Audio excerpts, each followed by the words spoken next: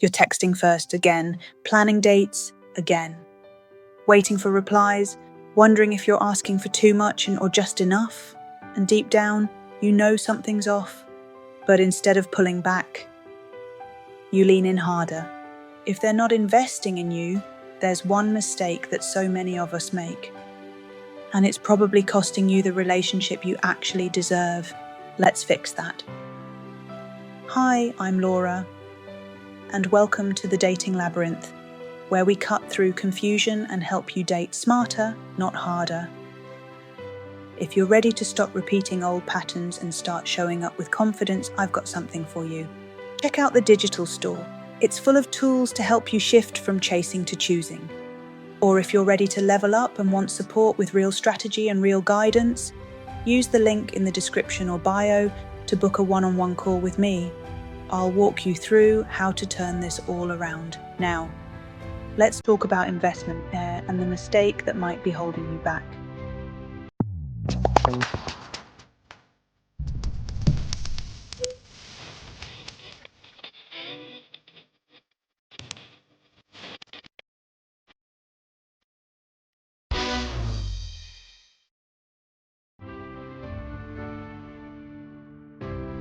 Let's clear this up first.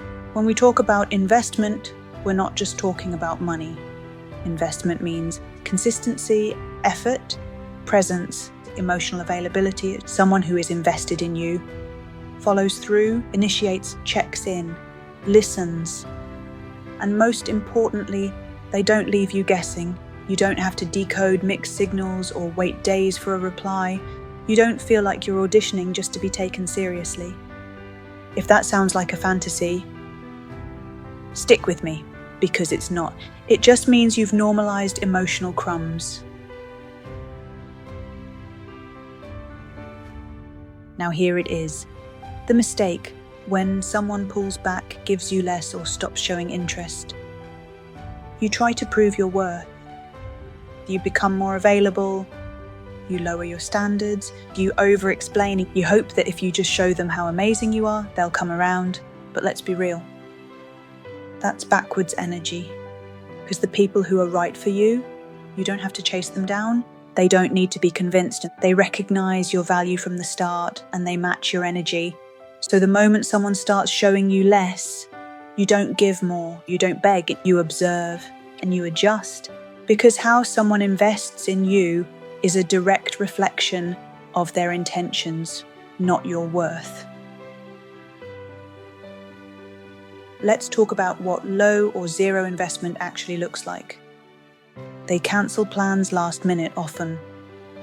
You initiate 90% of the communication. Conversations feel one-sided. They're vague about how they feel or what they want. You leave interactions feeling confused or anxious. Now, what do most people do when this happens? They double down, they try harder, they hope that maybe, just maybe, the person will come around.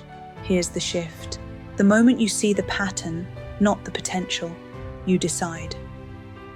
And deciding might mean stepping back or walking away or not sending that extra message.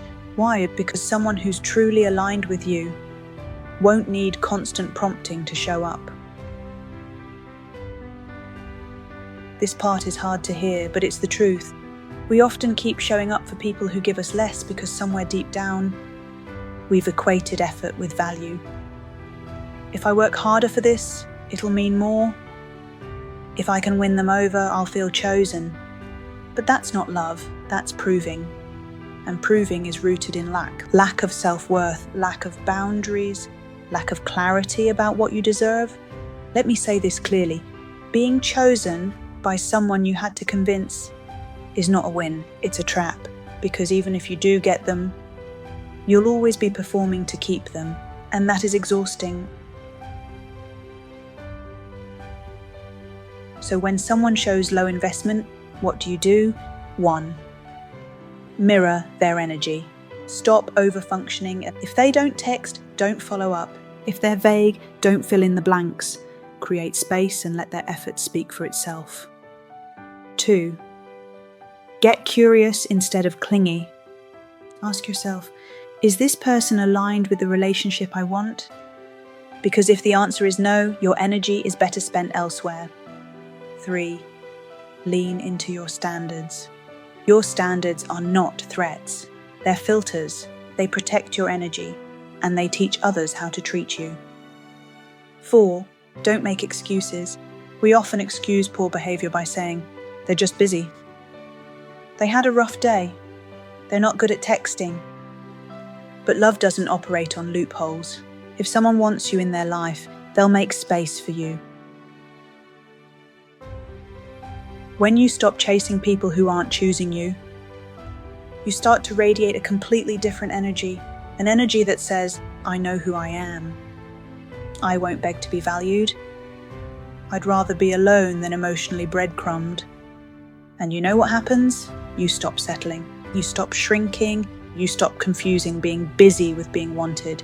Instead, you become a magnet for people who see you, who match your emotional maturity, who make effort without being asked. Because love isn't a reward for how much you tolerate. It's the result of how deeply you believe you deserve it. If you take away one thing from this video, let it be this. Don't chase effort, don't chase clarity, don't chase love. Become the version of you who doesn't need to chase. Because the right person will never ask you to. If this hit home, let me know in the comments.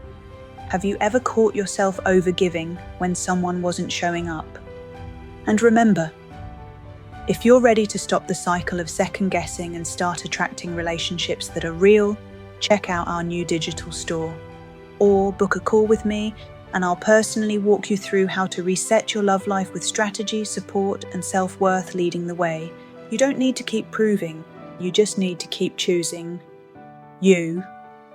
I'm Laura, and I'll see you in the next one. Until then, remember, love should feel like peace, not performance.